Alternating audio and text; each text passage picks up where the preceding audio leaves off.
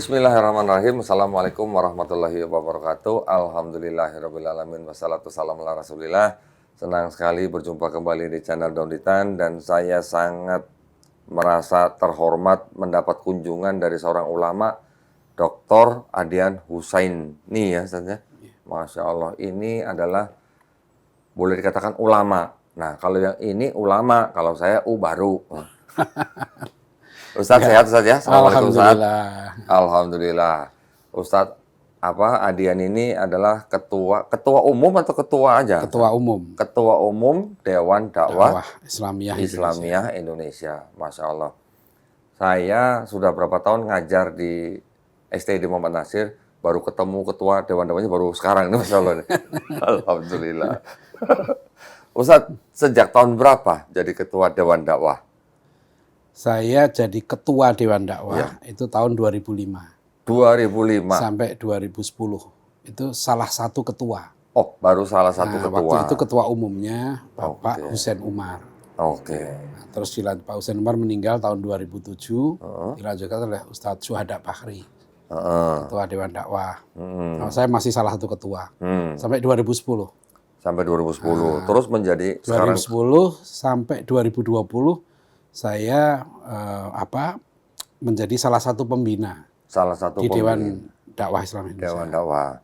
Terus sekarang 2020 diminta jadi ketua umum. Oh, sampai sekarang. Sampai sekarang. Oke. Ini periode kedua. 2005 2020 2025, sekarang 2025. Sekarang periode kedua. Periode kedua. Maksimal berapa periode? 2 periode. Oh. Dalam anggaran presiden aja 2 periode. Iya, mungkin lagi tren waktu itu. Lagi tren. Jadi Ustadz Adian ini bergabung dengan Dewan Dakwah ini baru 21 tahun ya Ustadz ya? Iya, sebetulnya sebelum itu. Oh, sebelumnya sudah juga? Sebelum itu saya sudah aktif membantu majalah Media Dakwah. Oke. Saya kan tahun 90 sudah jadi wartawan. Wartawan harian Berita Buana. Oke. 93 jadi wartawan Republika, harian Republika. Oh, pernah di Republika Ustadz? 93 sampai 98. Oh, aduh ya. Setelah itu waktu itu saya di istana sampai Pak Harto turun, masih wartawan saya. Nah setelah itu saya jadi koresponden, ada koran Jepang, terus ya akhirnya jadi aktif di beberapa media tapi tidak harian lagi. Nah baru tahun 2000 lah ya itu mulai membantu. Dulu Dewan Dakwah punya majalah Media Dakwah. Tapi secara resmi menjadi pengurus. Pengurus itu 2005. 2005. Iya. Berarti tapi tahun 2000 Dewan Dakwah ngutus saya sebagai pengurus MUI Pusat. Oh gitu. Tahun 2000. Sebelum saya jadi ketua Dewan Dakwah, tahun 2000 Pak Husain Umar sebagai ketua Dewan Dakwah minta saya mewakili Dewan Dakwah menjadi MUI Pusat. Di MUI Pusat. Di Komisi Kerukunan Umat Beragama. Oke. Itu sampai 10 tahun, 2 periode. Oh, lama juga ya. 2010 saya mundur. Saya mundur dari MUI Pusat.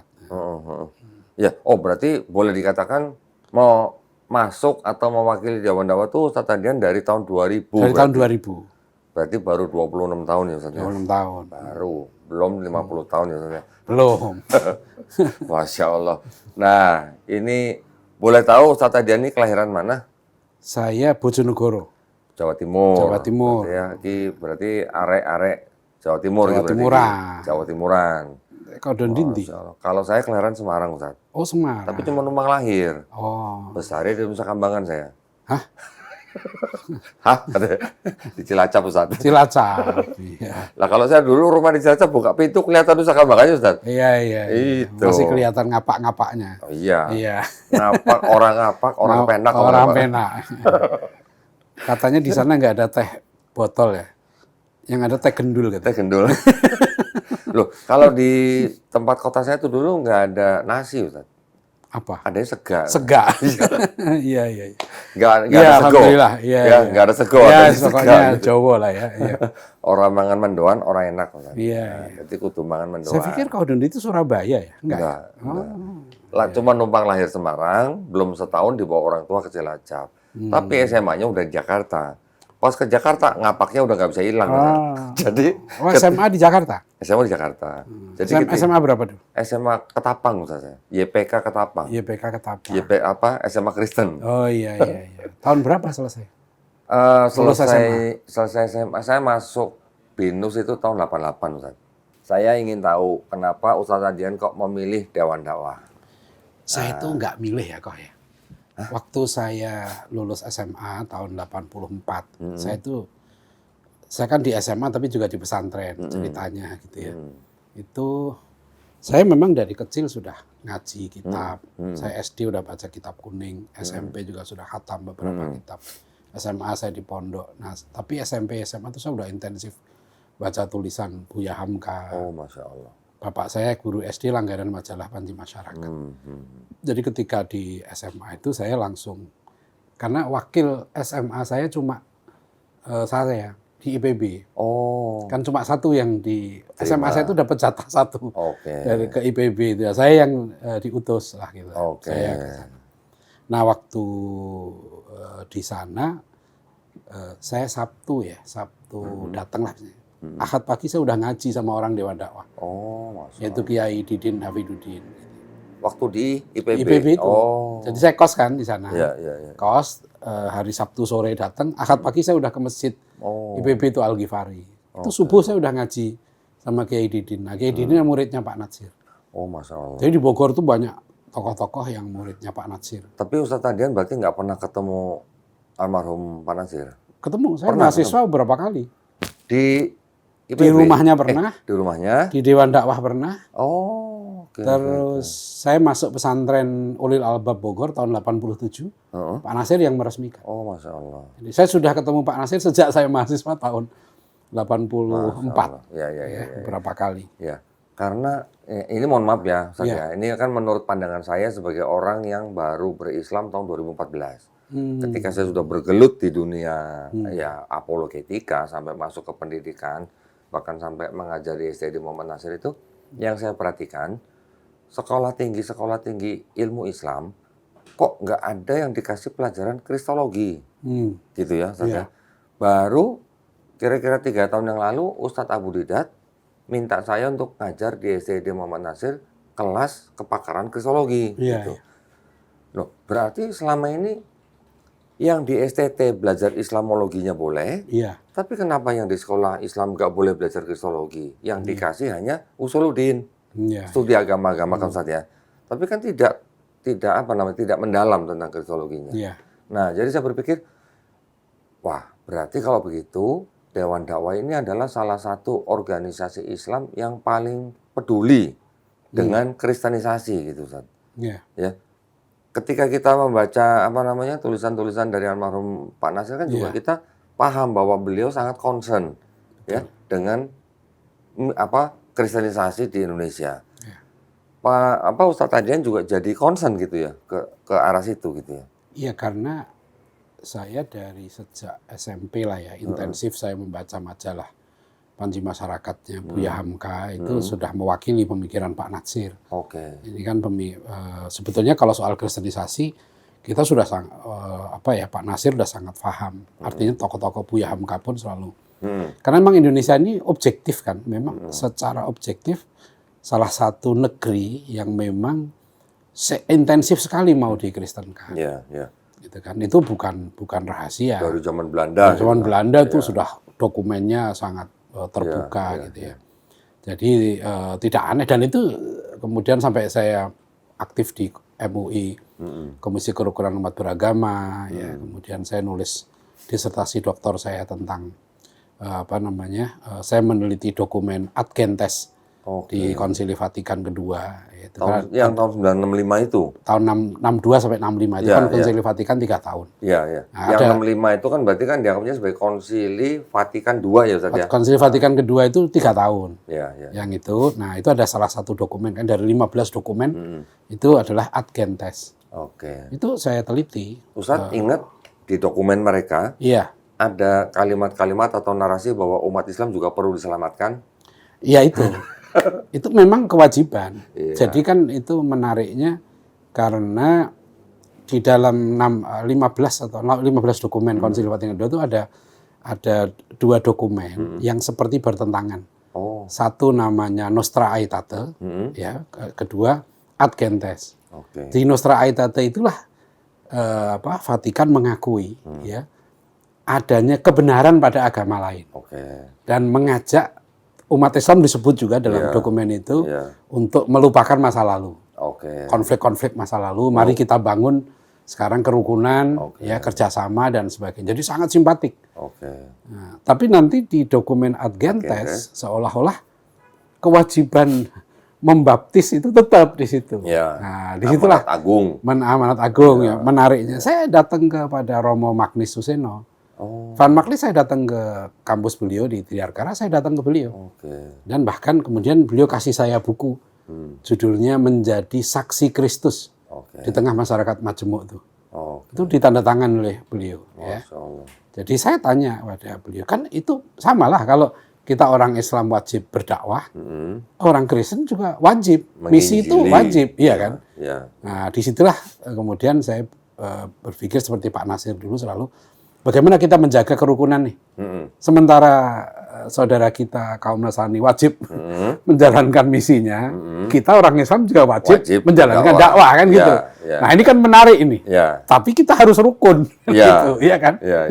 Itu yang saya berarti dari almarhum Buya Hamka ini memang juga sudah concern gitu ya. Buya Hamka concern sekali. Iya. Nah, tapi kan maksud saya gini Ustaz, Kristen memang wajib untuk dalam tanda kutip menginjili, ya kan? Kita Islam juga wajib berdakwah. Ya. Tapi di tengah-tengah itu kan ada aturan pemerintah, Ustaz. Betul. Keputusan bersama 2 menteri nomor 1 tahun 79 yang melarang mensiarkan agama kepada orang yang sudah beragama. Iya. Nah, ini jadinya menginjili dan berdakwahnya ini gimana nih, Ustaz? Itu dulu kan sebetulnya dokumen itu disiapkan waktu 69, waktu musyawarah umat beragama. Ya. Dulu kan awal-awal Orde Baru, ya kan, termasuk sangat intensif. Nah makanya lahirlah buku ini. Oh ini Fakta ya, ini kan sebetulnya data. respon. Ya, Respon terhadap proyek kristenisasi besar-besaran di Indonesia. Sebetulnya kan target mereka waktu zaman Belanda, all out kan. Tapi kan nggak berhasil, ya sampai kemudian siapa itu yang tokoh Katolik di Muntilan, siapa ya? Frans van Lith itu kan mengubah strategi misi Kristen atau misi Katolik menjadi lembaga melalui pendidikan budaya gitu kan, sehingga tahun 1904 itu pertama kali baptis massal di Sendang Sono Jogja, 171 orang Jawa. Nah, itu di Sendang Sono itu. Nah, itu pertama kali baptis massal. Pertahanan orang Jawa itu jebol. Nah, itu menarik Sendang itu. Jadi Sono ya. Sendang Sono itu 171 ya kan. Nah, dari situ kemudian misi itu dijalankan melalui lembaga pendidikan, lembaga sosial, kesehatan dan sebagainya. Nah, tapi karena itu kewajiban ya, sehingga waktu awal Orde Baru disiapkanlah oleh pemerintah Orde Baru waktu zaman awal ya, Presiden Soeharto menyiapkan namanya musyawarah kerukunan umat beragama atau musyawarah antar umat beragama, dan disiapkanlah salah satu dokumen bunyinya itu tidak menjadikan umat beragama sebagai sasaran penyebaran agama. Berarti orang yang sudah beragama tidak dijadikan sasaran. Nah, tapi kan ini ditolak oleh tokoh-tokoh Kristen waktu itu. Ya, itu bisa kita baca lah dia. Mereka menolak gara-gara ada ayat 29 dari Undang-Undang Dasar 45. Enggak, karena lebih kepada, saya baca itu lebih kepada misi. Ini kewajiban kan. Ya. Kewajiban menjalankan itu. Ya. Tapi di situ kalau dulu ya, makanya dulu orang Islam itu kan sebenarnya lunak banget. Sampai, konsekuensinya kan orang Islam juga begitu dong. Tidak boleh menjadikan orang yang sudah beragama, ya kan, yang bukan Islam untuk menjadi diislamkan lah.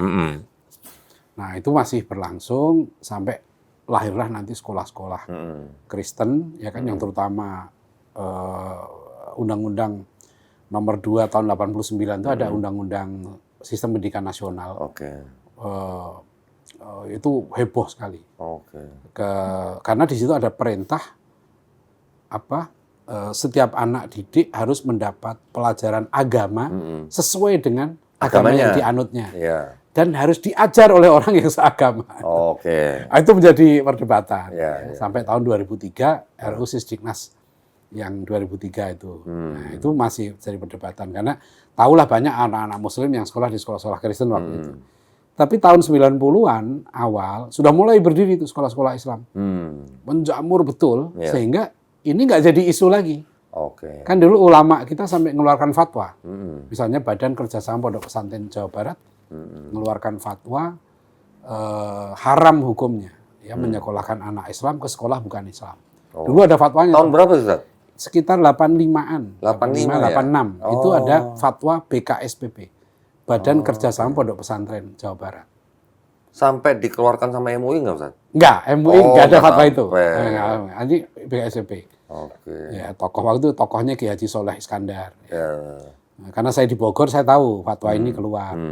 Nah, tapi kan disitulah kemudian aktivis-aktivis lembaga dakwah kampus mulai merintis tuh sekolah-sekolah Islam. Berdirilah Nurul Fikri di Jakarta, di Depok, ya kan? Di Jogja ada Abu Bakar, di Surabaya Al-Falah, Al-Hikmah, dan berbagai kota lain. Akhirnya sekolah-sekolah Islam menjamur, pondok pesantren menjamur, anak-anak pinter orang Islam sekarang malah masuk ke sekolah-sekolah Islam. Malah sekolah negeri sekarang Kekurangan. apalagi TK SD ya kan. Ya, Itu ya, kan ya. usaha yang luar biasa. Tapi memang pada zaman saya waktu itu ya, Ustaz ya, Iya. memang sekolah-sekolah terutama sekolah Katolik Iya. itu menjadi sekolah favorit gitu, Betul. baik orang Katolik, Kristen maupun orang Islam gitu.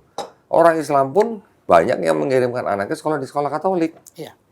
Itu betul. Iya. Memang fakta kan. Iya. Ya, disitulah saya juga belajar.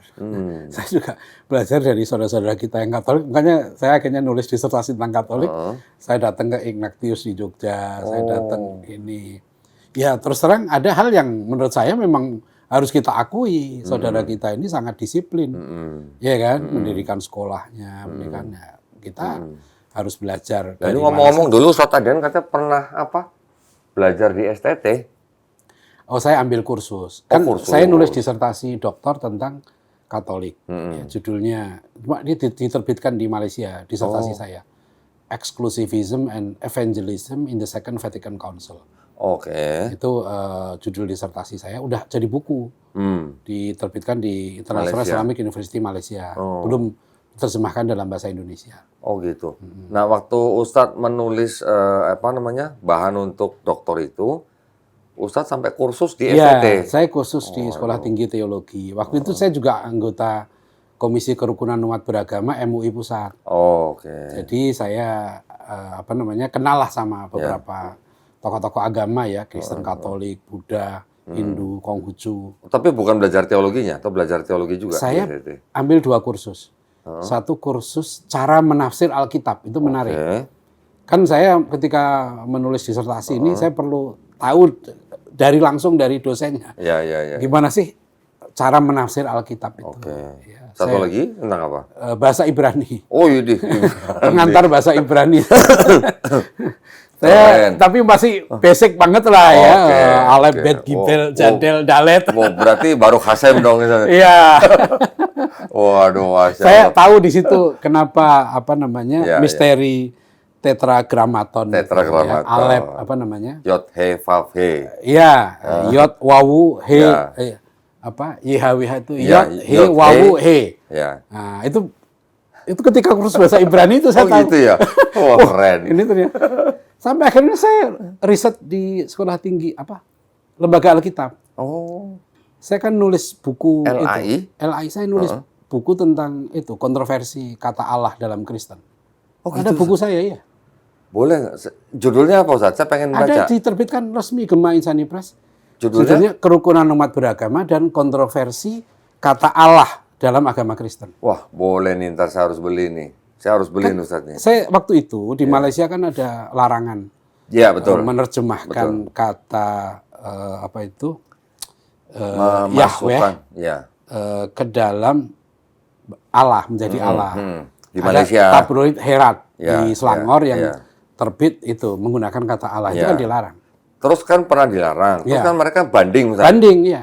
Terus menang bandingnya. Iya, Atau tapi gimana? Menang, tapi kemudian saya nggak ingat ya, Sultan itu banding lagi kalau nggak salah ya. Karena sampai sekarang nggak muncul lagi nih. Nggak, yang saya tahu gini, Iya. Ustadz, di Malaysia itu yang masih boleh pakai kata Allah cuma daerah-daerah tertentu. Ya Yang itu memang di Selangor. Selangor ya. Yang itu Sultan Selangor yang Iya, melarang waktu itu. Oke. Tapi tentu beda yang di Sabah dan lain-lain Iya. itu beda lagi. Ya. Oke.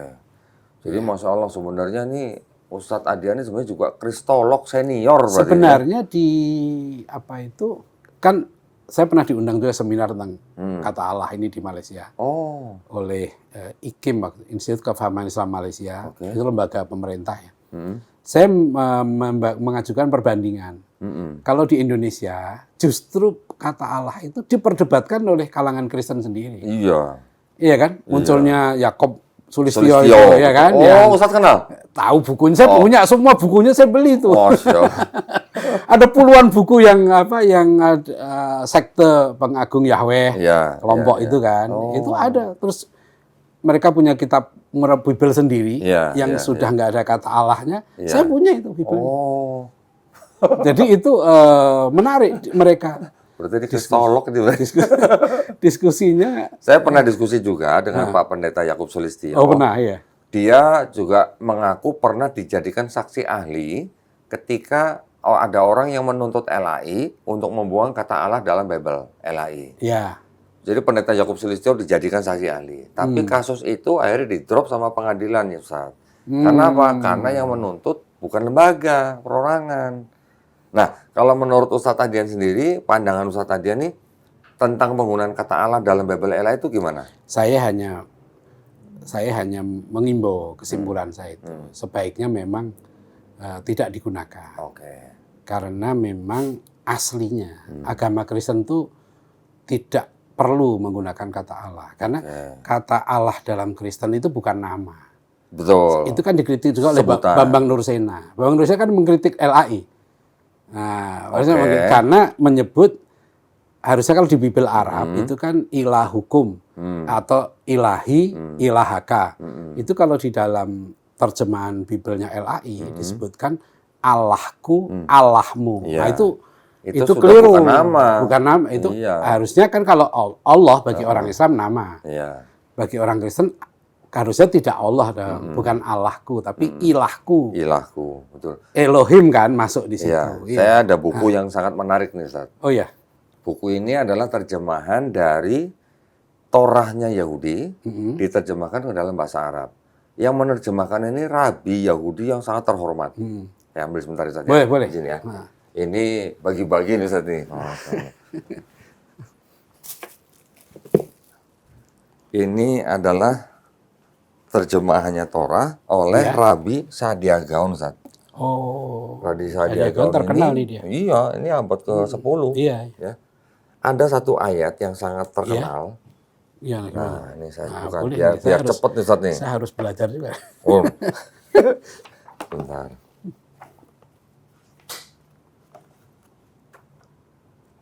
Nah, ini Keluaran pasal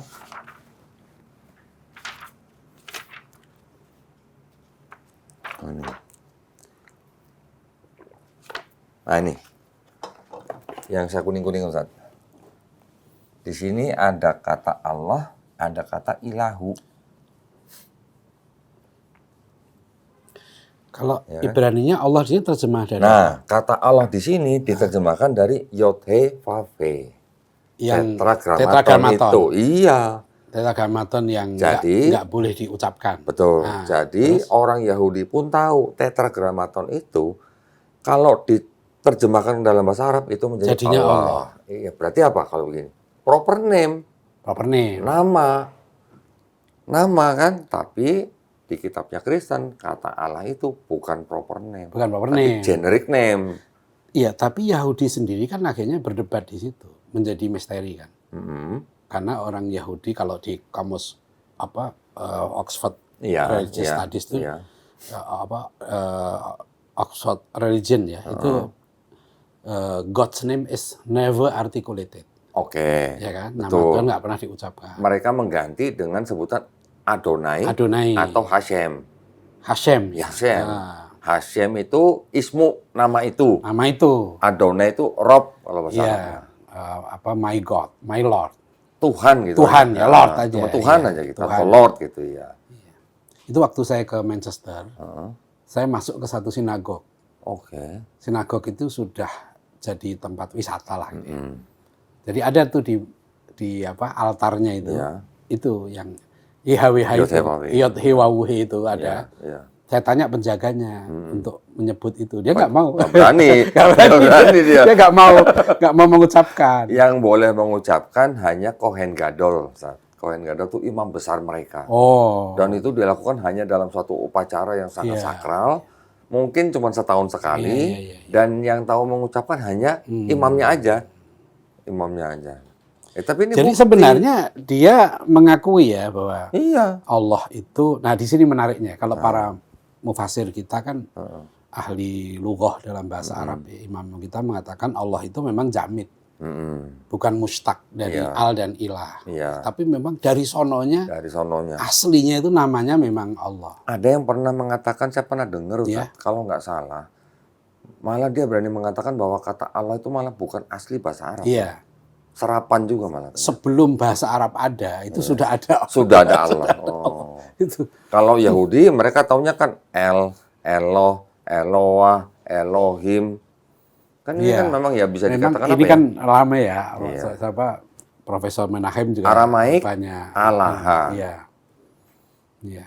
Tapi yang jelas gini lah, bahwa dalam Al-Quran kan memang tegas. Sudah ya. jelas. Sudah jelas ya. Innani anallah, la ilaha illa ana. Orang salah Toha ya. Fa'budni wa aqimis sholata li dzikri gitu ya. Nah, itulah salah satu yang tadi kalau nenek saya. Jadi kalau kesimpulan saya kan orang Kristen di Indonesia itu diakui oleh buku terbitan LAI sendiri. Ada satu buku bagus tentang kata Allah itu ditulis oleh I.J. Satyabudi. Itu lengkap. Perdebatan tentang kata Allah itu bagus bukunya. Judulnya apa? Judulnya Kontroversi Kata Allah. Kata Allah atau Nama Allah, bisa dilihat di internet. Oke. I.J. Satyabudi. I.J. Satyabudi. Dia seorang bisnismen tapi tulisannya Coba bagus, nanti saya ya. cari. Ada juga pendeta yang di Cibubur itu siapa ya? Nulis itu loh, gereja modern mau kemana? Siapa itu? Oke. Itu ada juga yang dia nulis tentang kata Allah. Jadi banyak yang di sini. Tapi yang kalau saya sebagai Muslim ya, bersyukurnya kan orang Islam tuh nggak pernah berdebat tentang nama Tuhan. Iya, iya. Sudah selesai ya. Itu jadi kalau saya bilang ke teman-teman, coba nama Tuhan kita Allah, nggak pernah diperdebatkan. Selesai. Saya Ustaz, Iya. saya kan sering terima tamu. Tamu saya ini dari kalangan Kristen atau dari kalangan Islam yang mau murtad atau yang sudah murtad. Ketika kita bicara tentang kata Allah di dalam kitab mereka, Iya. mereka baca ada kata Allah, ada kata Tuhan. Saya Iya. tanya bedanya Tuhan dan Allah itu apa? Memang itu yang Berbingung. kadang-kadang Berbingung. Tuhan itu ditulis dengan T-U-H-N besar semua. Ya. Ada yang Besar Tuhan semua. besar semua, ada Iya. yang T-nya besar, U-nya kecil. Iya. Nah, itu memang, nah itulah yang sebetulnya saya juga neliti itu kan di saya cocokkan satu-satu tuh di beberapa versi Bible tuh. Iya. Dari yang tahun 67, tahun sekian itu. Saya dulu hobi juga kalau itu. Ngumpulin. Saya ngumpulin Bible saya tuh banyak banget gitu. Di mana sekarang Ustaz? Di pondok ada tuh. Bible-Bible-nya? Santri-santri iya. Oh, berarti santri-santrinya Ustaz ini juga ada yang belajar Kristologi? Oh banyak, kan wajib. Waduh. Saya wajibkan dari mereka SMA belajar Kristologi 2 semester. Wih, dari kelas berapa SMA-nya? Kelas 3? Kelas 2 itu yang Kelas mereka 2? dulu 3 hari. Oh, Kita anggap 1 semester itu kita padatkan 3 hari. oke. Terus mereka nanti belajar lagi tentang Kristologi, tentang kristenisasi dengan Ustadz Arif Wibowo yang di Solo. Oke. Nah, terus nanti mereka harus juga terjun ke lapangan. Oh. Mereka SMA kelas 1 itu keliling seminggu. Rihlah ilmiah. Oh. Sejarah. Termasuk nanti mereka melihat daerah-daerah kristenisasi di Merbabu, Merapi. Jadi anak-anak SMP, SMA ini udah kita kenalkan. Nama pesantrennya Pak Ustadz? At-Taqwa Depok. Pesantren At-Taqwa At-Taqwa Depok ya, buat para pemirsa nih yang pengen anaknya jadi dai yang handal dan dibekali dengan ilmu kristologi, boleh menghubungi nih ya. Pesantren At-Taqwa Depok. Iya. Oke. Kalau santri kami bukan hanya kristologi. Ya, maksudnya Kami ajar, dai. iya, Ya, kita sebutnya dai, tapi punya ilmu kristologi iya. gitu ya.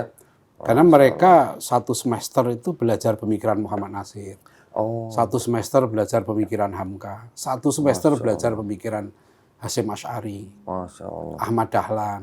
Masya Allah. Jadi anak-anak SMA ini harus Iya. sudah matang. Makanya mereka sudah banyak yang nulis buku. Masya Allah. SMA itu, ini ada yang terakhir nih, santri saya, cicitnya Buya Hamka. Masya Allah. Udah nulis 3 buku. Lulus SMA nulis 3 buku. Lulus SMA sudah nulis 3 buku. Saya baru 2. Ustaz. Bukunya serius, riset dia. Oh, sampai oke. ke Sumatera Barat. Kan dia Masya Allah. kakek buyutnya itu diteliti. Ya, ya, ya, ya, ya. Oh, Ya itu salah satu yang saya koreksi dari sistem pendidikan sekarang, menjadikan anak SMA itu sebagai anak-anak. Sebetulnya enggak, SMA itu sudah dewasa. sudah bisa di Bung Karno, Muhammad Nasir, semua sampai sahabat Nabi dulu, begitu 15 tahun itu dewasa. Oh, oke. Karena dewasa ya harus kita didik serius. Oh, ya, ya, ya. Muhammad Nasir 15 tahun sudah matang pemikiran. Bung Karno 15 tahun oleh ayahnya dititipkan ke Cokro Aminoto. Hmm. Ya, jadi kita dengan pendidikan di zaman Belanda pun terlambat. Jadi kalau boleh dikatakan Ustadz Adian ini melanjutkan pola pendidikan yang boleh dikatakan dari dini ya. Dini 15 ke atas tuh buat kita mungkin masih remaja Iya, ya. sekarang Ustadz ya. dianggap anak-anak. Iya, tapi Ustadz memaksa mereka untuk mulai Saya di kampung saja dulu, ini dulu ya. Saya di kampung deh, di Desa Kuncen, Padangan, Bojonegoro. Bapak saya guru SD, aktivis Muhammadiyah.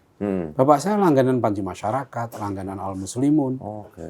Saya dari SMP itu sudah baca buku tulisan Hamka Dari SMP. dari SMP. Oh. Saya sudah tahu tentang bahaya sekularisme itu SMP. Karena rutin baca tulisan Buya Hamka.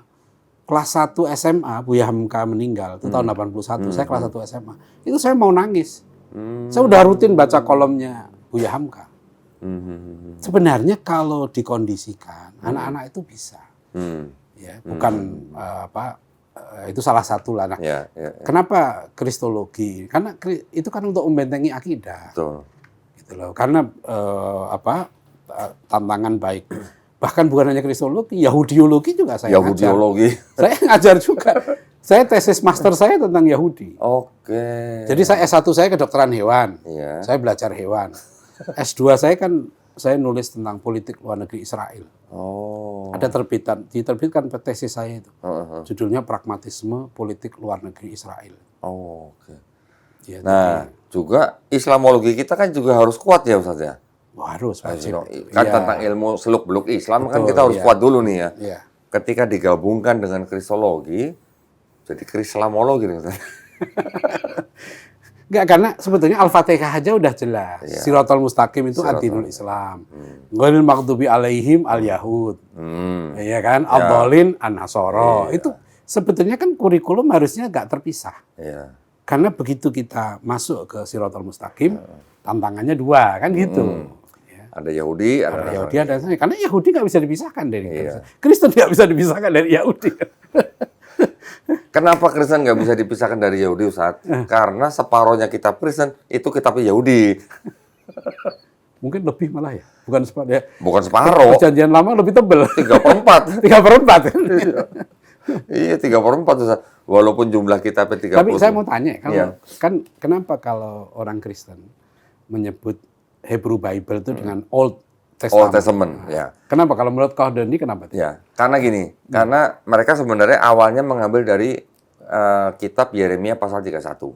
Hmm. Di situ ada istilah perjanjian baru. Hmm. Nah, ya. Tapi sebenarnya perjanjian baru ini konteksnya lagi ngomongin perjanjian Elohim, Yeremia ini perjanjian lama ya? perjanjian lama. Ya. Ya, Yeremia pasal 31 itu kan sebenarnya itu ada sebutan istilahnya perjanjian baru, tapi sebenarnya itu adalah perjanjian baru antara Elohim dan bangsa Israel yang memperbaharui perjanjian mereka. Ibarat kata bahasa gaulnya gini, udah ya, Ya. lu jangan berdosa lagi ya, gitu istilahnya. Lu udah banyak dosa nih, udah sering dosa diampunin. Sekarang kita bikin perjanjian baru nih. Istilah perjanjian baru itu diambil sama Kristen untuk menyebut kitab-kitab mereka dari Matius sampai Wahyu. Hmm. Nah, Karena ini disebut perjanjian baru, makanya yang ini disebut perjanjian lama. Lama. Gitu, Ustaz. Jadi bisa juga disebut dengan testament atau covenant. Sama aja Sama sih. ya, Sama aja waktu sih. itu kan. Iya. Oh ini lama nih gitu. Iya. Kan ada yang bilang gini, oh itu perjanjian Tuhan dengan Moses. Iya. Itu lama. Iya. Sekarang kita punya yang baru gitu ya. Iya, tapi masalahnya gini, Ustaz. Pemuka-pemuka agamanya Yahudi, mereka berani ngomong begini, di kitab Hebrew Bible kami, itu tidak ada istilah atau narasi bahwa kitab-kitab kami itu akan ada lanjutannya gitu. Oh ya. Ya, mereka ngomong. Kan mereka nggak mau mengakui. Iya, mereka bilang di kitab kami nggak ada tuh ayat to be continued gitu, nggak ada. Jadi ketika Kristen mengambil kitab Yahudi dijadikan satu dengan kitab Kristen, tapi masalahnya Kristen membaca kitab Yahudi ini dia sudah menggunakan tafsirnya yang berbeda dengan tafsir Yahudi. Saya kodon dia, kan saya menulis buku judulnya Tinjauan Historis Konflik Yahudi Kristen Islam. Saya teliti secara sejarah. Sebetulnya menarik ya karena hubungan antara Islam dengan Yahudi dalam sejarah sejak Nabi Muhammad SAW itu banyak damainya. Benar, Bahkan damai terus. benar. Ya, Hanya 2 kali ya. Pertama ketika pengusiran Yahudi dari Madinah, itu orang Yahudi marah. ya. Di buku-buku History of the Jewish People itu Ya. mereka selalu menyalahkanlah Nabi Muhammad, Ya. tapi mereka nggak fair. Ya. Mereka nggak mengakui mereka itu berkhianat Ya. di Madinah itu. Ya. Yang kedua, ketika Kongres Zionis pertama, 1897. Nah itu mulai itu Yahudi berkhianat, bersekutu dengan Barat, meruntuhkan Turki Utsmani. Tapi Ustadz, kalau kita nanya rabi-rabi Yahudi, Iya. kalian kalau disuruh milih, kalian lebih milih tinggal di bangsa atau negara Islam atau bangsa atau negara Kristen? Mereka akan bilang kami lebih nyaman tinggal di negara bangsa Islam. Ya, memang dalam sejarahnya mereka nggak pernah. Sampai sekarang mereka nggak pernah terganggu. Iya. Iya kan? Yahudi yang di Iya. Iran, di Maroko, sampai Iya. sekarang nggak ada mereka diganggu. Betul. Kecuali mungkin sekarang Yahudi-Yahudi yang di Amerika mungkin lain ngomongnya.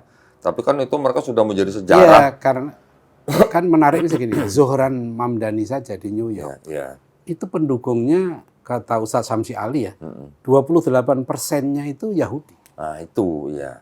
Jadi orang Yahudi sendiri di Barat sudah banyak yang mengaku mendukung dan anti Zionis. Nah ini mungkin kok ya, Betul. ini perlu yang kadang-kadang nggak bisa membedakan antara Yahudi dengan Zionis. Nah, di Amerika sendiri kan Iya. Ustaz, yang saya tahu itu kan denominasi juga ada beberapa. Tidak Iya, sebanyak Kristen, tidak tapi banyak, ada iya, beberapa. ada beberapa. Ada ortodok, ada ultra ortodok gitu. Iya, iya. Di bawahnya ultra ortodok ada satu sekte yang disebut dengan Natura Carte. Nature Carte. Carte.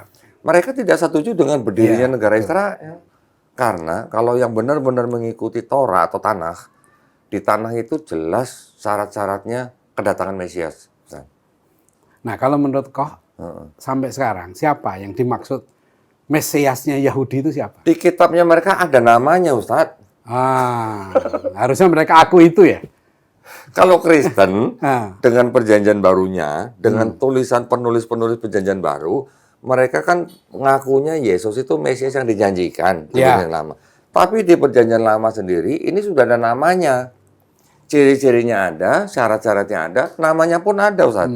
Namanya siapa, Ustadz? Daud. Mesias yang akan datang itu namanya Daud. Hosea 3 ayat 5, Yeremia 30 Jadi ayat maksudnya 9. Daud ini siapa nanti? Namanya sama dengan Raja Daud bangsa Raja Israel. Daud, iya. Namanya juga sama-sama Daud gitu.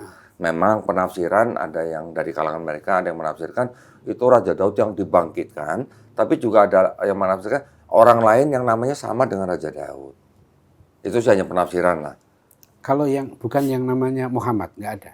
Yang eksplisit. Ah, bukan. Kalau Bukan. yang dalam konteks kemesiasan itu fix namanya Daud. Namanya Daud. Gitu. Untuk Itu konsep yang- Mesias ya. Yang konsep Mesias. Mesias. Itu yang mereka tunggu. Iya. Artinya orang Yahudi sendiri ada yang masih nunggu Mesias ini. Sampai sekarang mereka masih nunggu. Masih nunggu ya? Sampai sekarang masih nunggu karena memang syarat-syaratnya itu yang menjadikan Mesias itu sampai sekarang belum datang. Ya kalau yang saya baca kan memang mereka nggak mau mengakui negara Israel. Karena negara Israel sekarang ini kan negara sekuler. Iya. Hukum-hukum Taurat nggak diterapkan. Negara Zionis. Negara Zionis dan sekuler. Iya. hari Sabtu kan mereka nggak libur, Ya, kan? ya. Walaupun Netanyahu waktu itu sempat merestui sekolah rabi. Ya, Ya, oke, sekolah rabinya sih oke. Cuman kan nggak menjalankan negaranya ini, iya, nggak menjalankan syariat mereka sendiri. betul. Nah, syarat-syarat Mesias yang akan datang itu saat pertama dia harus keturunan Daud melalui anaknya Salomo. Ya, Yesus nggak bisa disebut anak Daud karena orang tuanya orang tua tiri, bapaknya. Yang dianggap kesukuan itu harus dari bapak bukan dari ibu gitu. Mesias yang akan datang itu nanti dia akan datang ketika semua manusia sudah tidak ada yang mengangkat senjata. Berarti kan nggak ada perang. Zaman sekarang masih ada perang. iya, iya. Mesias yang akan datang itu nanti ketika dia datang semua manusia sudah mengenal Hashem. Sampai sekarang masih ada manusia yang nggak kenal Hashem gitu istilahnya. Dan di dalam kitabnya Yahudi yang Tanakh itu saat tidak ada konsep Mesias itu nanti akan datang menyelesaikan misi, pergi terus datang lagi gitu nggak ada begitu. Tapi PP kan gitu nggak ada. saya membayangkan ya, ini kan sejarawan Israel, Iya. ya, Ilan Pappe itu mengatakan sekarang ini kan the last phase of Zionism. Ya, jadi Zionisme politik yang sebetulnya memanipulasi agama Yahudi ya untuk kepentingan politik. Nebeng, Ustaz. Nebeng kan, manipulasi lah. Karena Herzl itu sebetulnya sekuler, ateis ya. Iya. Tapi menggunakan jargon agama Iya. gitu kan. Nah, itu yang sebetulnya politisasi agama itu ya Zionis ini kan. Betul. Nah, maksud saya gini, ketika Zionis sekarang ini runtuh dan hampir seluruh negara di dunia sudah nggak bersimpati dengan Iya. Zionis Israel ini, kan mereka harus mengubah wajah nih. Artinya bukan tidak mungkin, ya kan, koalisi Islam dengan Yahudi yang 1.200 tahun lebih ya, Iya. di Andalusia 800 tahun, di Turki Iya. Utsmani 400 tahun, Iya. itu rukun sekali orang Islam Iya. dengan Yahudi itu, betul-betul. Iya. Bahkan saya kutip dari Karen Armstrong ya, Karen Armstrong mengatakan di Andalusia itu orang Yahudi sendiri itu mengakui bahwa the golden age of Muslim Spain, Iya. also the golden age of the Jew. Iya, betul. Ya, jadi zaman kejayaan Islam di Spanyol itu zaman kejayaan Yahudi juga. Iya. Makanya ketika 1492 Granada jatuh, kan diusir tuh, Iya. perintah pengusiran oleh Isabella, Muslim dan Yahudi kan Betul. diusir Yang itu. Inkuisisi. Inkuisisi Iya, masuk di situ. iya, Jadi iya. ini kan dulu gitu kan koalisi Islam dengan Yahudi ini sekian lama sebetulnya. Belum lagi yang di Yaman. Yang di Yaman ya. Yahudi nyaman banget Nyaman. tinggal di Yaman ketika mereka tinggal di negara atau bangsa Islam. Karena Iya, iya. sistem Nggak, hukumnya secara Islam. teologis Mas ya, secara teologis ini kan di dalam Al-Qur'an ini kadang-kadang yang menarik itu Al-Qur'an tuh kalau dengan Yahudi kan paling kritis betul. Iya, ada yang dilaknat, tapi kan ada yang dipuji juga. Yahudi gitu kan. Iya. Cuma kan memang dikit di zaman Nabi pun yang Iya. yang mau masuk Islam tuh dikit banget. Iya, iya. Ya, Abdullah bin Salam Abdullah ya, bin Salam, Mukhairik gitu loh. Iya. Nggak maksudnya Romo sampai saya kalau Belum jadi Romo. Belum saya. saya kadang-kadang Iya. saya dipanggil Romo juga soalnya. Oh iya. Kadang-kadang saya suka beli buku buku-buku Kristen tuh banyak gitu. Ada yang kalau saya masuk toko buku bilang Romo parokinya di mana? Parokinya di mana? Saya bilang apa wajah saya ada wajah Romo gitu. Parokinya di Depok. Nggak ini jadi Iya. ya kita kan di Indonesia nih kembali lah saya ke Indonesia ini kan kita sepakat ya bahwa negara kita ini harus kita bangun bersama NKRI dan real sekarang di kapal NKRI itu ada Islam, Kristen, Hindu, Buddha, Konghucu, Konghucu. ya kan? Iya. Katolik ada 6 agama yang formal diakui di Indonesia. Nah, ya, ini yang maksud saya sekarang dengan era saya perhatikan betul, saya cermati kok Dondi dengan teman-teman yang aktif ya Iya, dalam istilahnya apa itu ya? Apologetika. Apologetika, Iya, iya. itu kan. Itu memang nggak terbayangkan zaman saya menulis buku saya tentang Kristen itu kan waktu itu internet belum ada, Iya. tahun 90-an. 90-an ya. Sekarang udah begitu terbuka. Iya, iya. Ya, jadi ini kalau tidak hati-hati maksud saya ya ini perlu kita Evaluasi. terus Tetap harus menerus iya. kerukunan umat beragama Iya, harus Saya terjamin. sangat-sangat setuju dengan Ustadz Adian bahwa kita tetap harus menjaga persatuan dan kesatuan NKRI. Iya. Betul. Cuman ya aturan yang sudah dibuat oleh pemerintah ya mbok tolong diikuti gitu aja.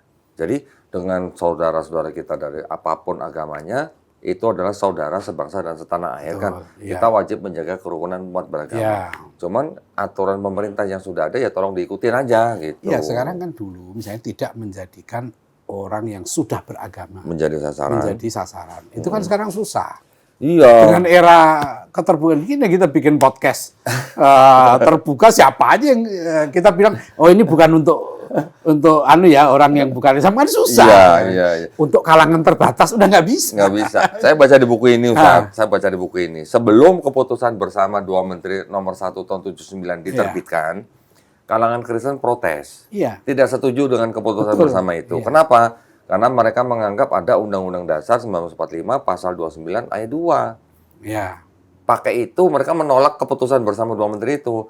Nah, ya jadi makanya gimana ya? Kalau orang sudah punya agama diajak-ajak pindah agama lain, ini kan yang bisa menjadi konflik gitu. Di sini menariknya Koh Don. Iya. Saya panjang mengamati soal wacana tentang kristenisasi dan islamisasi ini kan. Memang dulu seperti itu ya, bahwa rasa percaya diri dari kaum Kristen, terutama yang evangelis. Ini kaum Kristen nggak semuanya sama nih. Iya. Terutama yang kelompok bisa dikatakan fundamentalis lah ya. Iya.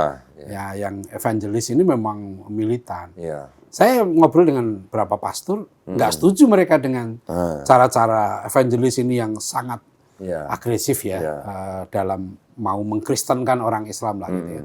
Itu mereka nggak setuju. Bahkan saya tanya Romo Fran Magni Suseno, Romo kan wajib nih menjalankan misi Katolik. Nah, Katolik di Adgentes itu wajib kan. Di Matius juga ada kan. Matius yang 28:19. kita ada. Terus beliau kan tulis buku itu, Menjadi Saksi Kristus di Tengah Masyarakat Majemuk. Saya cukup saya teringat beliau katakan begini. Saya tanya gini, Romo, bagaimana Romo menjalankan misi? Beliau bilang apa? Kami ingin orang Katolik menjadi teladan bagi masyarakat. Bagus itu. Itu kan keren ya kan? Bagus. Artinya bagus, bagi kita orang Islam ya kan. Akhirnya kita fair dong kan Iya, gitu iya. ya kan. Kita harus juga berusaha agar orang-orang Islam, sekolah Islam, kampus Islam ya juga harus berusaha menjadi teladan. Betul. Dengan Iya kan? akhlak Islam. Dengan ya, akhlak Ustaz, ya? Islam. Betul. Jadi kita adu baik gitu ya. Betul. Ya. Adu akhlak gitu ya. Iya, memang begitu. Dan Iya, ternyata iya. dalam sejarah Islam, ya, orang itu banyak masuk Islam. Jarang sekali yang karena membaca Quran dan Sunnah. Oke. Iya. Orang banyak masuk Islam dari dulu. Itu karena lihat akhlaknya. Melihat orang Islam. Akhlaknya orang Islam. Melihat ibadahnya orang Islam. Betul. Mendengar azan. Nah, Melihat orang Islam wudhu. Melihat orang puasa. Bahkan zaman sekarang melihat orang Islam di genocide. nah itu Gaza ini Di Gaza. menarik Iya. banyak. Mereka mikir kok bisa iman sekuat itu gitu ya. Padahal di genosida. Nah, Ya orang anak mati, ibu mati, keluarga habis. Mereka nggak bunuh diri, Iya. mereka nggak stres, ya kan? Mereka kok bisa loh menerima. Iya. Itu kan susah bagi banyak orang Barat yang sudah buang agama ya. Mereka bebas, mereka kaya, mereka mau apa saja bisa. Ternyata mereka narkoba ujungnya, ya kan? Drug. Iya. Nah itu yang mereka melihat itu akhirnya tertarik dengan Bahkan ada prajurit Amerika Serikat yang berinteraksi dengan pejuang Islam di Timur Tengah. Saking pejuang Islam ini saking nggak takut mati nih tentara Amerika sampai bingung kok bisa gitu orang sampai nggak takut mati itu kenapa? Karena di belakangnya ada Islam. Nah itulah yang saya kira ini perlu ya, di samping ya Koh Dondi kan sudah sangat aktif ya, berada di garda depan sekarang. Saya terus terang dulu ya, karena sekarang saya aktif di pendidikan, saya nggak aktif lagi di dialog. Dulu saya tuh sering ketemu teman-teman agama lain, pendeta, kan sampai saya ambil kursus di sekolah tinggi teologi, saya juga di kerukunan umat beragama itu saya sering dulu. Sekarang saya memang lebih banyak fokus ke pendidikan. Saya lihat sudah, alhamdulillah nih, udah muncul tokoh-tokoh kristolog gitu ya, yang tapi Koh Dondi ya nanti setelah ini saya ingin masalah studi ya, karena memang Kristen ini juga macam-macam. Ya. Ada mereka yang tidak ingin lah gaduh gitu ya. Ada orang yang halus. Yang penting saya pikir kita tetap tadi mengedepankan akhlak. Seperti Pak Nasir lah. Pak Nasir itu kan dekat sekali dengan Kasimo, dengan tokoh-tokoh Kristen. Tapi Pak Nasir punya pendirian.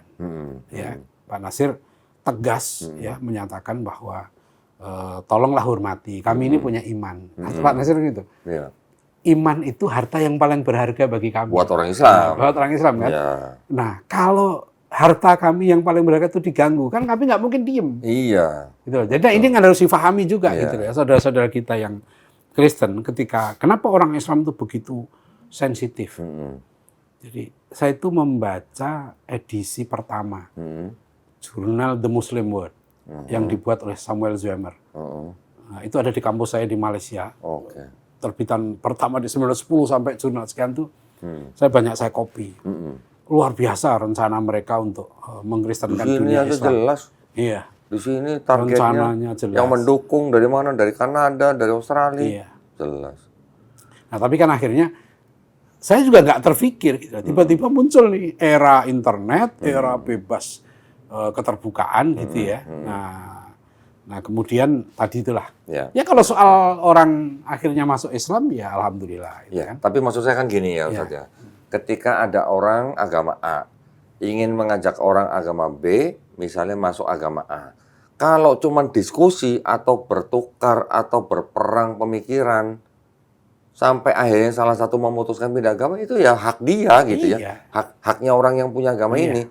Tapi kalau mengajak orang masuk agama dia, tapi dengan cara memberi sembako, dengan modus-modus yang dengan pemberian daya lah. Kadang-kadang pengobatan di kamuflase. Nah, itu kan yang kayak gitu-gitu kan kurang keren gitu ya. Itu tidak elegan. Iya. Bahkan saya tanya pada pastor pun dia juga nggak setuju. Ada yang nggak setuju dengan cara begitu. Saya ketika menerima keluarga Islam yang anak, istri atau suaminya mau murtad atau bahkan yang sudah murtad sekalipun, ketika saya membuka omongan dengan mereka, tolong pahami, saya di sini bukan orang yang sedang mengajak Bapak, Ibu, Adik untuk masuk agama Islam ya. Saya hanya berdiskusi berdasarkan teks buku atau kitab yang dimiliki oleh kalangan Kristen loh. Saya cuma begitu aja. Masalah nanti Bapak, Ibu, Adik mau masuk Islam atau enggak, itu izin daripada Allah, bukan dari saya sebenarnya. Ya, saya gituin. Jadi supaya kita apa? Kita di Islam ya walaupun kita menerima perintah sampaikanlah walaupun hanya satu ayat, tapi yang bisa membolak-balikan hati manusia kan bukan kita, Allah gitu ya, Ustaz ya. Nah. Iya masalahnya, tapi kita juga harus jujur lah sebagai orang Islam kan memang kita diwajibkan. Iya, maksud saya gini. Qul ya ahlal kitab. Iya. Ta'alau ila kalimatin sawain bainana bainakum alla na'budu illallah. Kalau dia paham kitabnya sendiri Ustaz. Kalau dia nggak paham. Yang sering terjadi begitu. Iya. Kalau dia paham kitabnya sendiri masih oke. Saya Romoan. Dulu saya ada kenalan saya seorang pendeta. Saya kadang-kadang saya bilang begini, ini saya wajib ya ngajak Anda masuk Islam. Saya bilang gitu ya. Jadi kan sudah saya ajak lo ya. Nanti kalau di akhirat saya ditanya oleh Allah, saya udah ngajak. Jangan salahin ya. Jangan salahin, saya udah ajak. Kan kita kalau dialog itu, saya kan suka bawa buku banyak nih, buku-buku Kristen saya bawa banyak gitu. Nih Mas Adian bawa apa nih? Udah buku, iyalah. Saya kalau debat pokoknya 2 peti. Ya memang kita karena saya ngikuti tradisi tokoh-tokoh kita dulu kan. Kita harus tetap dialog ilmiah. Saya dulu ketika akhirnya mau tampil di publik untuk menjadi apologet Ustaz. Awalnya saya ngapain pakai buku-buku fisik begitu? Ribet. Udah gitu beli mahal dan segala macam lah. Saya mengandalkan PDF gitulah. Oh, ternyata ketika saya ke rumahnya Ustaz Abu Didat, malu saya benar. Udah nggak ada acara PDF tidak ilmiah gitu, harus pakai yang fisik gitu. Makanya ketika saya pertama nyampe di rumah Ustaz Abu Didat, wah ini kok cocok ini apa yang saya baca nih, Ustaz pinjem boleh nggak buat saya kontenin gitu. Pinjem tapi nggak dibalik-balikin. Nah akhirnya jadi keterusan saya mengikuti jejak beliau, saya kumpulkan Bible dari berbagai tahun dan berbagai versi. Ternyata dengan bukti yang bisa dilihat, dipegang, dibaca di depan mata. Jadi kalau Dondi ini bisa dikatakan nerusin Abu Didat ya, Iya. dari Insan Moko Gintal gitu ya. Gitu Iya. ya. Padahal saya itu selalu kan Abu Didat itu saya bilang, antum ini siapa kadernya? Karena antum udah umur berapa sekarang? Oh iya. Kalau nggak salah di Dewan Dakwah Kristolog itu tinggal Ustadz Abu Didat ya, Ustadz ya? Iya, sekarang itu susahnya. Kadang-kadang Iya. saya mengamati itu ya, bagaimana tidak ada orang yang memahami Kristologi secara serius. Para ulama kita dulu, seperti Fakhruddin Ar-Razi, bahkan Syekh Abdul Qadir Al-Jilani itu Iya. mengislamkan katanya seratusan sampai ribuan orang Kristen. Ulama-ulama kita dulu itu Kristolog. Al-Ghazali Kristolog. Imam Ghazali, ya. Imam Ghazali. Ibnu Taimiyah itu menulis kitab yang sangat tebal, Al-Jawabus Shahih liman baddala dinal masih. Itu 600-an halaman. Jawaban yang benar terhadap orang yang mengubah-ubah agama Al-Masih. Itu tebal. Jadi ulama kita dulu memang kristolog. Ternyata memang ilmu perbandingan agama Islam Kristen itu memang luas ternyata. Betul. Saya nggak habis beli buku Bahkan sampai di sekarang. dalam sejarah yang disebut dengan comparative religions, itu tokoh pertama yang diakui ya, sebagai tokoh ilmu perbandingan agama, itu adalah Abu Raihan Al-Biruni. Abu Raihan Al-Biruni itu meninggal sekitar 1025-an, abad ke-11. Abad 11. Oh, abad 11. Dia yang menulis kitab namanya Kitabul Hind. Kitabul Hind. Jadi Abu Raihan Al-Biruni ini kan seorang fisikawan, matematika, ilmuwan yang luar biasa yang diakui dunia, ya, menguasai berbagai bidang ilmu. Nah, uniknya dia pergi ke India, belajar bahasa Sanskerta dan menulis kitab tentang agama Hindu berdasarkan riset lapangan. Nah, itu Abu Raihan Al-Biruni. Karena pembimbing saya, Profesor Kamaruniah itu di Malaysia, dia disertasi doktornya tentang kitabnya Abu Raihan Al-Biruni ini. Jadi orang Islam itu abad ke-11 Masehi sudah riset tentang agama lain dan datang. Bayangkan, abad ke-19 baru Eropa mengenal ilmu perbandingan agama itu. Komparatif Orientalismenya juga baru mereka abad 19 itu baru. Padahal kalah perang salibnya dari abad 12. Iya, mereka kan kalau perang salib mulai 1095 kan. Abad 11, 12, 13. Terus itu, nah mereka justru belajar dari kemajuan Islam di situ. Karena waktu itu Eropa kan sangat terbelakang. Tapi masalahnya waktu Ustadz Adian dulunya menulis buku atau dalam hal comparative religion itu, Ustadz Adian pernah dengar nggak ada misi yang disebut kontekstualisasi C1 sampai C6, Ustadz? Belum, apa itu? Belum ya? Nah, itu juga saya baru ketemukan juga, ternyata misionaris-misionaris itu memang punya misi seperti itu. C1, membuat gereja di daerah yang biasanya remote area ya Ustadz ya. Remote area, tapi masih menggunakan bahasa asal. Ini dari apa? Sekte apa? Campur ini evangelis. Enggak sekte tertentu ini, Mak. Ini biasanya semuanya. Mereka beda-beda soalnya. Iya, tapi maksudnya pemikiran ini bukan dari sekte tertentu, bukan. Ini mungkin dari scholarsnya mereka. Tapi sebenarnya sudah terjadi di Indonesia juga, Ustadz. C2, mereka menggunakan bahasa lokal. C3, selain menggunakan bahasa lokal, menerima budaya lokal. C4, selain bahasa lokal, budaya lokal, sudah menerima tradisi Islam. C5, sudah berpenampilan seperti orang Islam. Tapi masih belum mengaku Islam. C6, sudah ngaku Islam, KTP-nya Islam, sudah sholat, tapi sebenarnya misionaris. Nah, kan kita ingat Ustadz, Senuk Hurgronya. C6 itu sebenarnya itu. Nah, sampai sekarang ada nggak C6? Ustadz? Ada. Cuman kita nggak pernah tahu. Bisa jadi dia adalah ustadz, bisa jadi dia adalah dosen, kita nggak pernah tahu.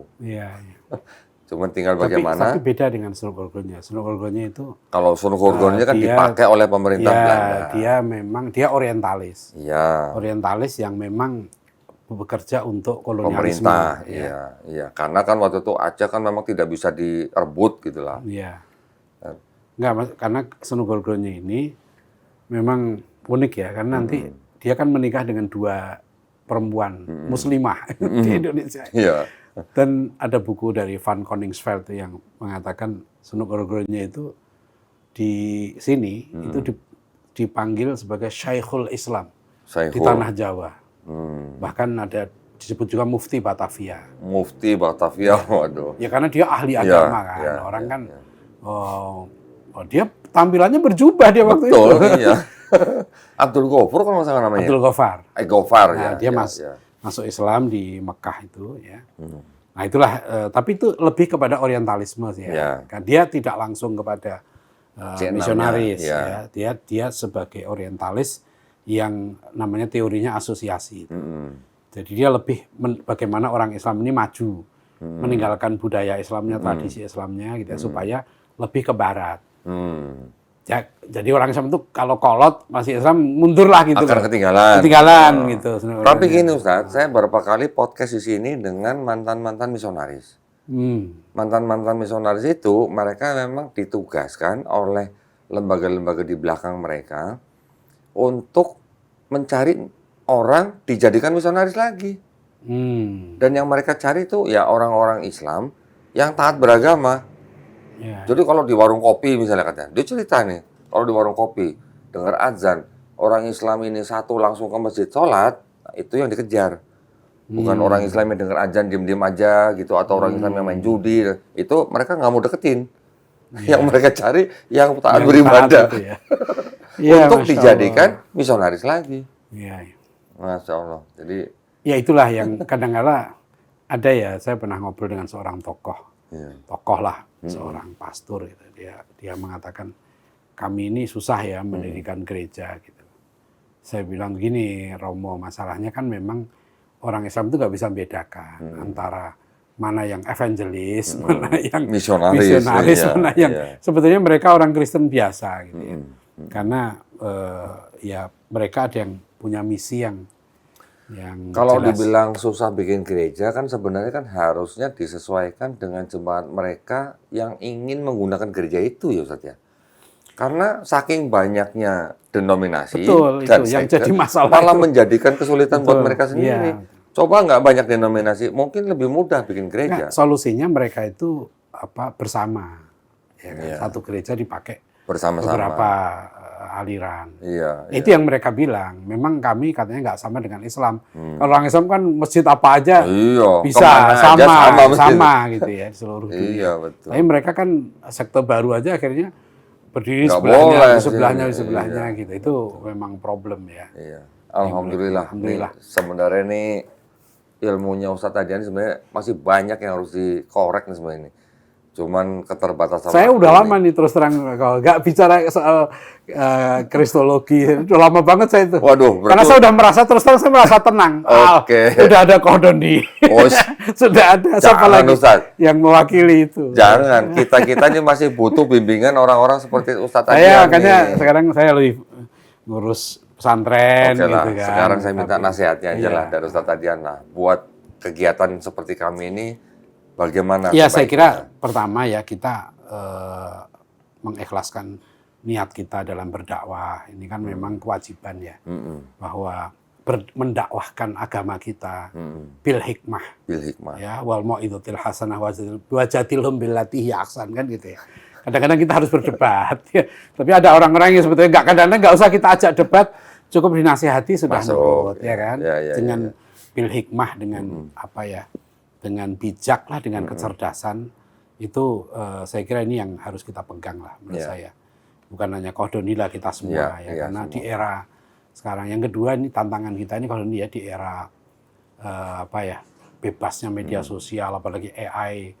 Ini kan rentan sekali ya tentang fitnah. Mungkin kata-kata dipotong, disebarkan. Nah itu tentu di era ini perlu kehati-hatian Harus ya, hati-hati, dalam ya, arti ya. secara hukum ya. Dan kita tegaskan juga bahwa kita tetap ya negeri kita ini Indonesia ini harus seperti amanah Pak Natsir dulu lah sebagai Bapak NKRI ya. Sekalipun kita berbeda dengan saudara kita yang lain, kita punya kewajiban. Mereka punya kewajiban misi, kita punya kewajiban dakwah, ya kan? Tetap Tapi itu harus dilakukan. bisa hidup ya. berdampingan. Harus ya. bisa Ya, hidup ya. berdampingan. Bagaimanapun juga dialog itu lebih utama. Dan itu yang kejujuran ya. Bahwa kita jangan munafik, ya. kan kita juga tidak setuju dengan teori pluralisme bahwa orang akan rukun kalau sama-sama tidak beragama kan gitu. Artinya agamanya sudah sama. Iya. Itu kan pluralisme. Iya, iya. Kalau orang Islam sudah tidak yakin hanya Islam yang benar, Nah, itu bahaya. ya kan? Nah, itu kan juga tidak setuju. Ya. Ya, bahkan orang ada Kristen, kelompok Kristen menerbitkan buku yang bagus yang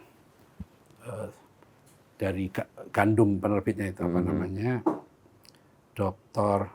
Stefri Lumintang. Stefri Lumintang. Nah, judulnya Pluralisme Agama. Oh. Teologia abu-abu.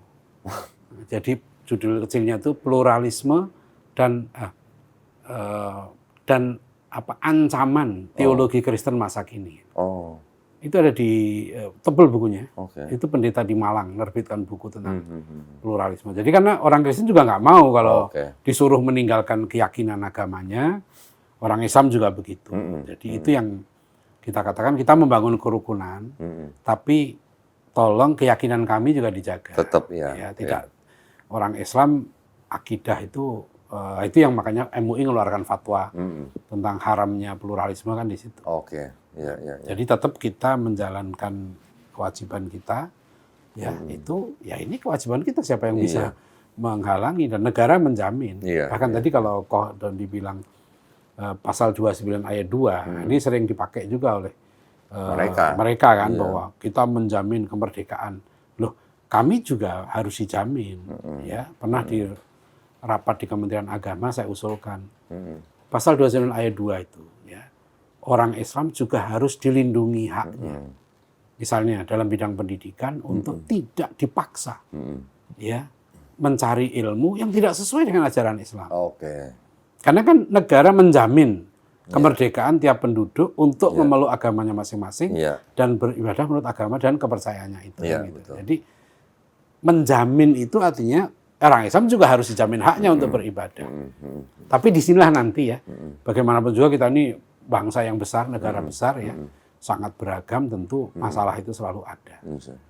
Ya, jadi mudah-mudahan lah terus ya dengan teman-teman kita semua tetap menjalankan kewajiban kita sebagai Muslim, sebagai warga negara yang baik, tetap menjaga. Saya sering ngomong gini Ustaz di masjid-masjid.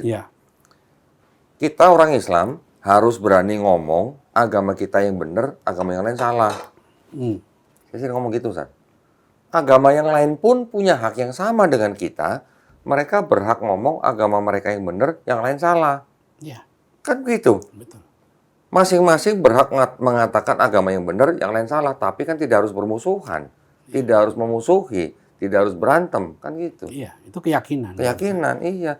Tapi jangan ngajak-ngajak orang yang sudah beragama masuk agama mereka dengan cara-cara yang tidak elegan itu, gitu maksud saya. Nah itu yang sekarang susah. Gimana kita nggak ngajak? Sekarang kita bikin video, yang nonton siap nggak bisa dibatasi lagi kan? Artinya di situ, ya sekarang ini umat Islam sudah nggak bisa lagi. Makanya kan dai-dai Dewan Dakwah yang di daerah-daerah itu, ketika mereka mendakwahi orang-orang yang belum beragama, bersama-sama dengan misionaris, kan tarik garis. Lu sebelah sono, gue sebelah sini ya. Lu jalan ke sini, gue nggak ke sono gitu. Ya itulah.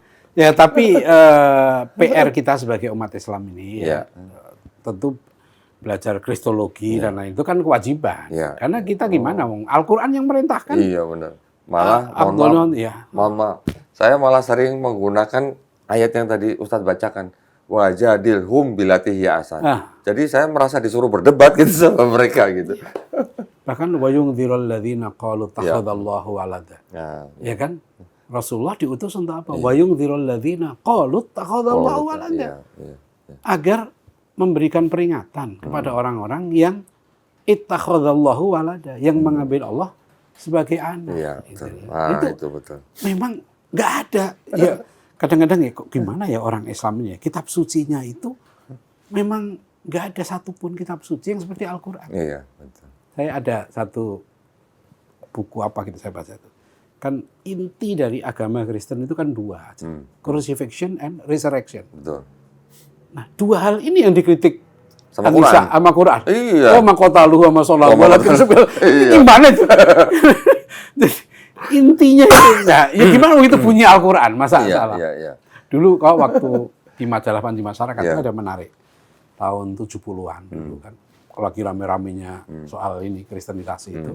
Sampai Buya Hamka cerita. Beliau protes ke pemerintah. Karena di Jawa Timur ada buku pelajaran agama dilarang beredar. Oh, Karena agama. memuat surat Al-Ikhlas. oh, Buku pelajaran agama Islam memuat surat Al-Ikhlas. Dulu tahun 70-an itu dilarang dipakai. kok bisa? Ya karena menyinggung agama lain. Oh, Buya Hamka nggak terima. Dia Oke. sebagai ketua MUI ya, protes ke pemerintah. Jadi artinya dulu itu sampai seperti itu. Gitu. oke. Sensitif. Ya, ya, ya. Nah kalau sekarang kan sudah beda eranya. Sekarang ini udah era keterbukaan. Ya, ya, Jadi ya. memang betul kita harus banyak ngopi. Ya. Harus banyak ngopi ya. Tapi kadang gini kok. Saya kan karena di Kerukunan Beragama saya sering ya kumpul lah dengan tokoh-tokoh agama lain ya. Kadang saya bilang saya itu ya dengan pendeta bisa duduk ngobrol enak. Saya juga bisa. Iya. Iya. Tapi saya bilang kadang-kala kita sesama Muslim Malah. susah hanya karena beda kelompok Beda atau mazhab. beda aliran. Kan ironis saya bilang gitu. Masa saya dengan pendeta bisa Iya, bisa ngobrol bisa ini ya. Kita harus sama Muslim kan. Janganlah saling saling Muslim, merendahkan. biar bagaimanapun kan harus paham mengenai ukhuwah Islamiyah ya. Iya, Ustaz, ya? itu. Aduh, Masya Allah. Kalau ada masalah-masalah jangan di YouTube-kan. Iya. Makanya di yayasan kami, Ustaz, di yayasan kami membuat aturan sesama Muslim dilarang berdebat. Saya bikin aturan begitu. Iya. Ya sesama Islam kita tidak boleh berdebat. Masalah-masalah yang furu'iyah itu udah selesai ratusan tahun yang lalu kok. Ngapain sekarang kita perdebatkan gitu maksud saya. Ya artinya saling menerima lah. saling menerima, saling menghormati. Saling menghormati. Jadi buat kita, buat yayasan kami, musuh perang pemikiran kami adalah kaum kufar, udah gitu aja. Ya. Wah ini menarik nanti diskusi tentang istilah kufar ini. Karena ada sebagian yang sampai merasa, oh itu nggak boleh. sopan, nggak boleh. Nggak boleh. Nah, Di kitab mereka juga iya, ada kata itu kafir, Ustaz. masalahnya. Itu yang jadi masalah kan. Iya, di kitab mereka juga ada kok. Dan itu kan sebenarnya kata yang paling soft ya, Ustaz ya. Kenapa dipermasalahkan ya? Ya yang penting, kecuali gini, Al-Quran pun kan tidak mesti ya memanggil orang non-muslim itu dengan kafir. Misalnya panggilan, Qul ya ahlal kitab, itu kan luar biasa. Ya. Sopan banget gitu Iya. ya kan. Ketika memanggil Yahudi Nasrani itu, wahai yang punya kitab, Iya. wahai yang punya buku, people of the book, People itu of luar biasa. Aduh, saya tadi mau nanya Ustadz lupa nih. Aduh, udah 1 jam lebih nih. Boleh nggak sedikit aja Ustadz? Saya pengen pendapatnya Ustadz Adian ini tentang apakah Kristen yang sekarang ini bisa disebut sebagai ahli kitab. Itu saya. Sejak zaman sahabat Nabi, Iya. itu sudah ada perbedaan pendapat. Oke. Ketika sebagian sahabat, bolehkah menikahi wanita Yahudi Nasrani? Oke. Sebagian sahabat, seperti Abdullah bin Umar, tidak mau. Oke. Ya, tentu itu sudah karena kan di Al-Quran membedakan antara ahlul kitab dengan musyrik. Innalladzina kafaru min ahlil kitab wal musyrikin. Gitu kan. Ya. Tapi ada ulama yang begini, meskipun dia ahlul kitab, tapi hakikatnya kan musyrik. Sehingga tetap tidak boleh. Oke. Jadi tetap saja kalau menurut saya, ahlul kitab itu tetap sampai sekarang. Kristen? Menurut saya, iya. Karena intinya sama teologinya. Oke, teologinya sama. Teologinya sama kan? Dari sejak konsili Nikea, Enggak, maksud saya gini. 325 Masehi itu sudah sama. Teologinya oke sama. Iya. Tapi nasabnya gimana Ustaz? Apakah yang disebut ahli kitab itu boleh untuk orang di luar Bani Israel? Nah, itu memang pendapat ulama. Jadi ada satu disertasi doktor Iya. khusus tentang ahlul kitab ini. Itu di kampus saya di Istek. Itu ada. Oke. Itu khusus, itu kajiannya Konyong ya. sangat panjang. Jadi memang ada nanti ulama berpendapat ahlul kitab itu harus yang nasabnya ya. Bani Israel. Ya. Imam Syafi'i kan begitu. Iya, tapi kalau saya menganut pendapat sebetulnya ahlul kitab sampai sekarang. Oke. Yahudi Nasrani. Saya mengambil pendapat itu karena sebetulnya mereka sudah musyrik. Musyriknya oke sama. Iya kan, musyriknya sejak sama. itu tadi Ya, gitu kan. Karena ya hampir sebagian yang keturunan Bani Israel itu berapa persen? Ya. Kan orang Kristen yang nggak Bani Israel dari zaman Rasulullah sudah ada. Orang Kristen yang bukan Bani Israel. Iya. Iya. Kan sejak zaman Nabi Muhammad SAW Sudah ada mereka yang Uniknya kan gini Ustaz, di Quran kan tidak pernah menyebutkan Kristen. ya. Yang disebutkan kan Nasoro gitu. Iya, Nasara kan kelompoknya. Artinya secara agama. Karena gini, penamaan agama itu juga nggak ada mereka. Iya. Bahkan agama Yudaisme kapan Nggak ada dinamakan? juga. Nggak ada. Satu-satunya nama agama yang disebut dalam kitab itu cuma Islam. Ustadz kayaknya kita harus podcast lagi Iya, iya. Ustadz, ini. Ustadz Nanti udah kita ditunggu. ngobrol lagi. Waduh, pembicara masih panjang. Waduh, sangat menarik ya. Iya. Ustadz Adian mudah-mudahan sehat selalu. Salam buat pengurus pesantren semuanya, pesantren At-Taqwa yang di Depok ya. Mudah-mudahan semuanya dimudahkan, dilancarkan dan sukses selalu ya Ustadz ya. Amin. Siap, Amin. barakallahu Terima kasih. fikum. Terima kasih banyak atas perhatiannya dari para pemirsa. Insya Allah nanti saya podcast lagi dengan Ustadz Adian, kita korek-korek lagi nih ya ilmunya ya. Masya Allah, wabillahi taufiq wal hidayah. Assalamualaikum warahmatullahi wabarakatuh. Waalaikumsalam. Wah, ini sebentar nih, warahmatullahi jangan putus dulu toh. Saya pengen ngasih 2 buku kepada Ustadz Adian ya. Ini mudah-mudahan juga bisa dipakai oleh santri-santri di pesantren. Ya, mudah-mudahan. Ustadz Adian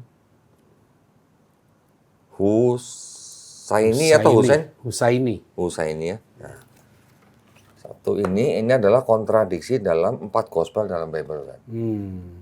Satu lagi 4 gospel. ya, Maksudnya? Matius, Markus, Lukas, Yohanes. Oh. Nah, satu lagi ini tentang kritik keselamatan, kritik konsep keselamatan Kristen.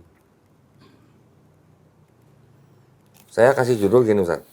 Siapa sebenarnya yang ingin Yesus mati dalam Bible? Maksudnya siapa sebenarnya yang ini? Iya. Ya, kan Yesus diceritakan mati disalib di Iya, Bible. iya. Nah, saya membedah dari ayat-ayat yang ada di dalam Bible sendiri, Ini Bible yang Perjanjian Baru ya? Jangan baru. Ah, Ya. iya. Jadi saya mengkritik konsep keselamatan dalam Kristen itu dengan judul siapa sebenarnya yang ingin Yesus mati dalam Bible. Mudah-mudahan bermanfaat Ustaz. Ya, makasih. Saya berikan buat Ustaz ya. Makasih. Alhamdulillah. Barakallah. Assalamualaikum warahmatullahi wabarakatuh. Alhamdulillahirrabbilalamin. Wassalatu wassalamu ala rasulillah. Saya Donitan, senang sekali ingin memberitahukan sebuah informasi yang heboh nih ya. Insya Allah mohon doanya kami akan melonsing buku saya kedua yang berjudul Siapa Sebenarnya Yang Ingin Yesus Mati dalam Bible. Ini adalah sebuah kritik konsep keselamatan dalam kekristenan yang insya Allah akan kita launching pada tanggal 31 Mei 2026 bersamaan dengan Fitrah Fest 2.0 yang akan kita adakan di Masjid Raya Bintaro Jaya tanggal 31 Mei 2026 pukul 9 pagi hingga pukul 9 malam. Nah, buat para pemirsa yang ingin mendapatkan buku saya, jangan lupa datang ke MRBJ untuk mendapatkan harga khusus dari 100.000 mendapatkan harga 75.000 dan juga giveaway spesial dari Donitan. Ya, insya Allah saya juga akan tanda tangan di buku ini untuk kalian yang beli di MRBJ 31 Mei 2026. Juga ada di Tokopedia, Shopee, dan juga siapa yang mau pesan langsung ke Melisa juga boleh di nomor 0896 30 300 300. Jangan lupa, jangan ketinggalan, jangan kehabisan. Assalamualaikum warahmatullahi wabarakatuh.